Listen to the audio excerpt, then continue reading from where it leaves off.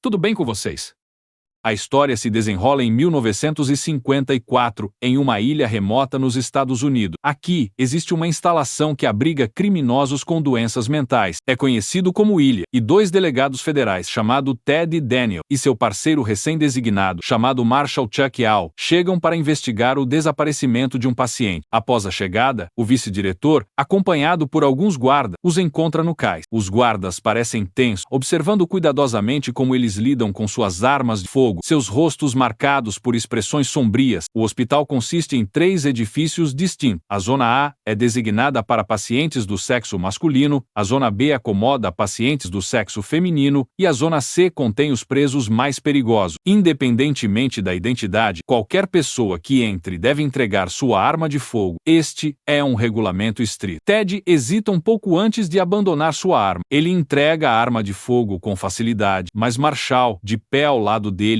luta, demorando visivelmente mais para puxar a arma. Enquanto isso, um médico auxilia na investigação. O nome da paciente desaparecida é Rachel. Ela eliminou seus 3 filhos em seu quintal, mas sua mente se recusa a aceitar essa verdade horrível. Para se proteger da realidade, ela fabrica uma ilusão intrincada. Em sua fantasia, seus filhos ainda estão vivos, o hospital continua sendo sua casa, e ela atribui novos papéis às pessoas ao seu redor. O aspecto mais desafiador do caso é entender como Rachel conseguiu desaparecer. A porta tem uma fechadura externa. Barras de metal revestem sua cama. Além disso, ela saiu sem calçar o sapato. Rachel possui 2 pares de sapato. Ambos são calçados masculinos de couro. Ted procura pistas em seu quarto e descobre um bilhete escondido sob as tábuas do assoalho. A mensagem diz: a lei do número 4. Quem é o número 67? Seguindo essa pista, eles se aventuram mais fundo na ilha para questionar um paciente. Estranhamente, os investigadores mostram pouca urgência, como se ninguém se importasse genuinamente com a fuga de Rachel. O olhar de Ted pousa em um farol distante. O vice-inspetor o descarta como uma instalação de tratamento de esgoto, mas ao revistar as instalações, eles o encontram vazio. Sem mais pistas, eles voltam ao hospital para questionar a equipe. Os funcionários parecem nervosos e frágeis. Ted pergunta sobre o paradeiro de Rachel, e uma enfermeira menciona que ela participou de terapia de grupo no dia anterior. No entanto, o Dr. Cian, que lidera a sessão, acaba de sair de férias naquela mesma manhã. Ted exige que eles liguem para ele, mas no momento ele está completamente inacessível. Naquela noite, Ted e Marshall visitam a residência do psiquiatra. Naquele momento, um disco toca. Ao ouvi-lo, Ted é subitamente inundado com memórias do campo de concentração de Dachau da Segunda Guerra Mundial. A cena é sombria. Neve pesada cai sobre corpos sem vida espalhados pelo acampamento. Um oficial, tremendo, tenta se eliminar. Ted rapidamente chuta a arma das mãos do homem. A cena muda e Ted e Marshall voltam para sua residência. Naquela noite, Ted teve um sonho vívido. Ele sonha com sua falecida esposa, de pé diante dele na sala. Pela janela atrás dela, o horizonte da cidade se estende à distância. Cinzas flutuam no ar na sala mal iluminada. A esposa de Ted olha para ele e pergunta por que ele está se afogando em álcool. Em uma voz suave, ele admite que tirou muitas vidas. No instante seguinte, a garrafa de vinho na mão de sua esposa desaparece. Ela se vira para ele e diz: a Rachel que você está procurando está na ilha. Então ela se afasta para outra sala. À medida que ela se move, a cena do lado de fora da janela se transforma em um lago tranquilo ao pôr do sol. Quando ela se vira, suas costas estão queimadas. Ted se aproxima e a abraça. De repente, líquido vermelho escorre de seu abdômen. Em um sussurro, ela diz a Ted que Andrew também está lá. A verdade é que a esposa de Ted faleceu em um incêndio, e o culpado é Andrew. Um incêndio iniciou no local de trabalho, resultando em 4 mortes. Ted leu um relatório de um ano antes e se convenceu de que Andrew está em algum lugar deste hospital. Sua investigação sobre Rachel é apenas um pretexto, pois seu verdadeiro objetivo é encontrar Andrew. No dia seguinte, Ted continua procurando informações sobre Rachel. Ele questiona vários pacientes mentais, incluindo uma mulher aparentemente composta que fala do caso de Rachel. Enquanto pede um copo de água, ela discretamente pega o caderno de Ted. A mensagem que ela deixa para Ted é apenas uma palavra, dizendo: corra. Isso confirma o que Ted começou a suspeitar. Sua principal razão para vir a esta ilha é rastrear Andrew. No entanto, há outro objetivo. Ele ouviu falar sobre este hospital de um jovem chamado George.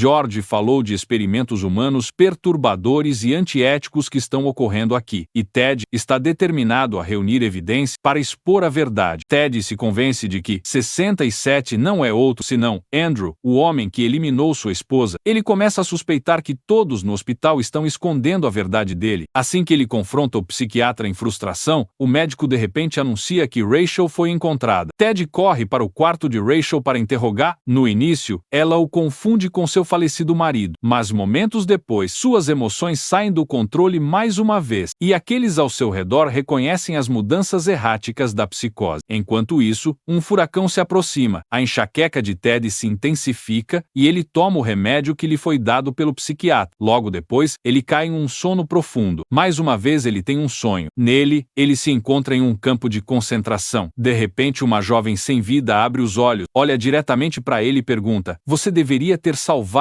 a todos nós." Então a cena muda, ele está agora na casa do psiquiatra. Ele finalmente fica cara a cara com Andrew, o homem que ele estava procurando desesperadamente. Então, de repente, ele vê Rachel novamente, seu corpo encharcado de líquido vermelho. Tremendo, ele levanta uma criança em seus braços. Os olhos assombrosos da garota encontram os dele quando ela pergunta mais uma vez: "Por que você não me salvou?" A resposta de Ted é profunda e inquietante. "Quando cheguei lá, já era tarde demais." A cena muda para o lago. Com muito cuidado, ele gentilmente coloca a criança na água. Ele olha para o rosto dela enquanto ela afunda lentamente. Ted acorda. Seus olhos se arregalam quando sua esposa falecida entra na sala. Ela olha para ele solenemente e o avisa: "Andrew ainda está vivo. Você tem que encontrá-lo." Então, abruptamente, Ted acorda novamente. Enquanto isso, uma chuva torrencial inundou a sala do gerador, jogando tudo no caos. Aproveitando a oportunidade, Ted e Marshall correm em direção à área C. Lá dentro, um ataque repentino pega Ted desprevenido. Um paciente se lança contra ele, travando as mãos em volta da garganta de Ted. Com os olhos selvagens, o homem o encara intensamente e exige uma resposta. Ted responde com uma única palavra: hidrogênio. Avançando pela área C, Ted faz uma descoberta surpreendente. Ele encontra George, que deveria estar do lado de fora. Ele é o homem que, depois de ser libertado da prisão, revelou pela primeira vez os segredos do hospital para Ted. É por causa dos avisos de George que Ted decidiu vir aqui investigar. E agora, George olha para ele com olhos desesperados. No início, George é errático. Suas emoções se transformam em raiva maníaca. Ele culpa Ted por tudo o que aconteceu. Mas então tudo fica escuro. Quando Ted reacende o fósforo, o comportamento de George mudou. Seu medo é inconfundível agora. Ele implora pela ajuda de Ted, sussurrando aterrorizado que está prestes a ser levado para o farol, onde eles removerão seu cérebro. Através de sua conversa com George, Ted reúne uma percepção crucial. Se Andrew não estiver nas seções A, B ou C, restará apenas o farol. Saindo da área C, Ted toma uma decisão. Ele está indo direto para lá, mas Marshall tenta detê-lo. Uma discussão acalorada irrompe entre eles. Determinado, Ted insiste em ir sozinho, mas em um piscar de olhos, Marshall se foi. Ele caiu do penhasco. Ted olha incrédulo. Quando ele desce as rochas, o corpo de Marshall não está em lugar nenhum. Em vez disso, seus olhos avistam outra coisa: uma caverna. Chamas piscam lá dentro. Convocando cada grama de força, Ted luta para subir o penhasco irregular e rasteja para dentro da caverna. Lá dentro, ele encontra uma mulher. Ela é a verdadeira Rachel. A verdade vem à tona. Ela já foi uma psiquiatra respeitada.